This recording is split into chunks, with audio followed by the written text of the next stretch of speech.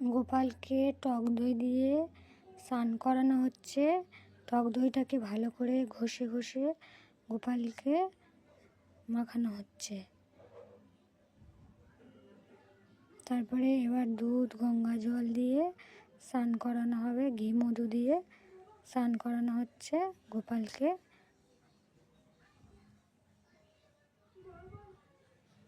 গোপালকে স্নান করানো হয়ে গেছে।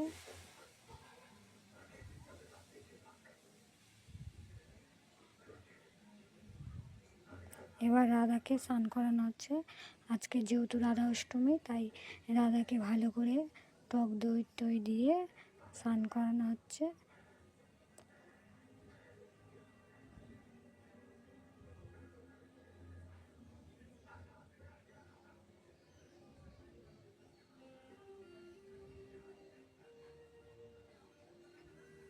এবারে দুধ গঙ্গা জল দিয়ে ভালো করে রাধাকে স্নান করানো হবে। স্নান করিয়ে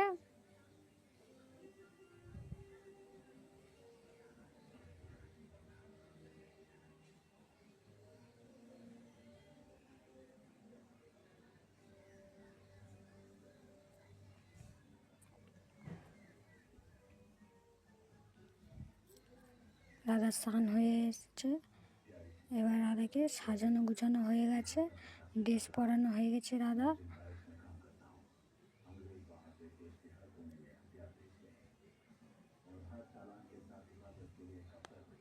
আবার একটা ড্রেস পরেছে রাধা, ওই ড্রেসটা ঠিক হচ্ছিল না, তাই আর একটা ড্রেস পরানো হয়েছে।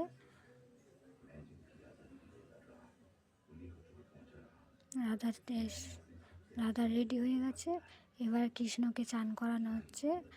কৃষ্ণকে স্নান করানো হচ্ছে এবার গঙ্গা জল দুধ দিয়ে দই ঘি মধু টধু দিয়ে স্নান করাচ্ছে কৃষ্ণকে।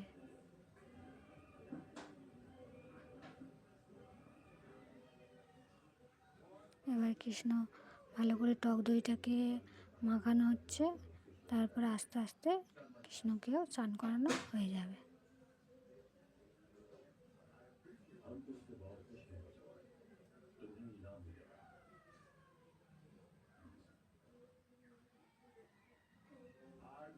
इसे ऐसी सजा मिलनी चाहिए कि कोई भी दोबारा